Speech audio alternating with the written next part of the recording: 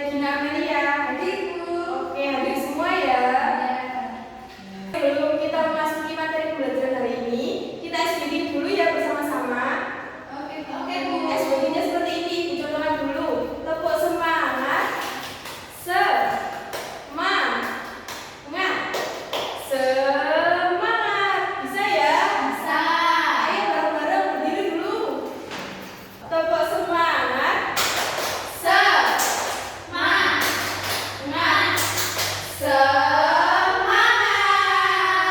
Terima kasih, bisa duduk kembali ya. Hari ini kita akan belajar materi bab 1, tumbuhan sumber kehidupan di bumi, yang topik A yaitu bagian tumbuh-tumbuhan. Ibu harapkan setelah kalian belajar materi hari ini, kalian dapat menyebutkan bagian-bagian tumbuhan, dapat memahami fungsi masing-masing bagian tumbuhan, dan dapat menghubungkan fungsi-fungsi tersebut dengan kebutuhan tumbuhan untuk tumbuh, bertahan hidup, dan juga berkembang biak. Oke, sebelumnya ibu mau tanya, di sini siapa yang punya tumbuhan di rumah? Saya punya. Tumbuhan apa? Ada bunga, ada buah mangga, ada rumput, Bu, rumput. Iya. Menurut kalian, bagian apa saja yang bisa kalian lihat dari tumbuhan itu? Ada apa aja? Daun. Iya. Ada Ada batang, Iya. ada akar. Iya, betul sekali. Nah, sekarang ibu tanya, kalau misalnya tumbuhan itu tidak punya akar atau batang, apa yang akan terjadi? Nggak punya makanan, Bu. Ya, nanti tumbuhannya itu mengakibatkan apa? Bisa apa tumbuhannya? Bisa mati. Ya, betul sekali. Karena bagian tumbuhan itu memiliki peran yang sangat penting bagi tumbuhan. Nah, sekarang ibu akan menayangkan video. Kita simak bersama-sama ya. Iya, Bu. Iya, Bu.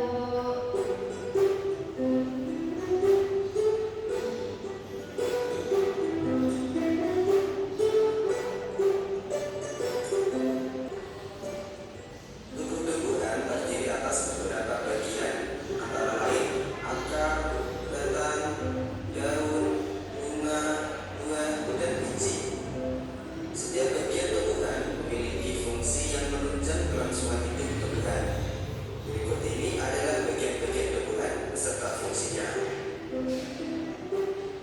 Bagian tumbuhan yang pertama. Setelah kalian melihat tayangan video tadi, sekarang ibu mau tanya, ada berapa bagian-bagian tumbuhan berdasarkan video tadi?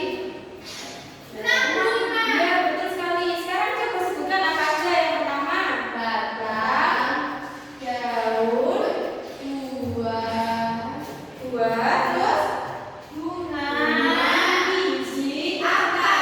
iya, betul sekali. Nah, seperti yang dijelaskan dalam video tadi ya, bagian tumbuhan itu ada 6. Kita urutkan dari yang bagian bawah dulu apa? Ada akar. Akar adalah bagian tumbuhan yang berperan penting dalam tumbuhan. Nah, akar itu pada umumnya berada di bawah tanah atau media tempat tanaman tumbuh. Fungsi akar yang pertama untuk menunjang tumbuhnya tumbuhan. Akar tumbuh masuk ke dalam tanah dan mencengkram kuat sehingga tumbuhan itu tidak tumbang ketika terkena angin ataupun hujan.